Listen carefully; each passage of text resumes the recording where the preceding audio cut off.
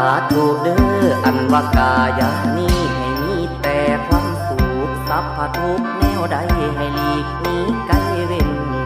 เห็นขวงขันโวยภัยพญาทางยามากางความไว้ให้ไกลทางหางคิง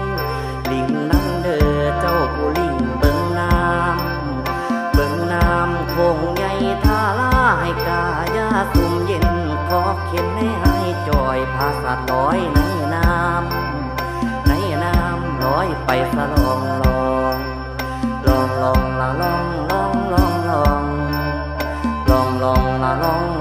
ละลองอย่าได้มีขัดของขาข้างวางใดแสงเทียนไตใส่ส่องนำทางว่างผาศาสตร์ลงลอย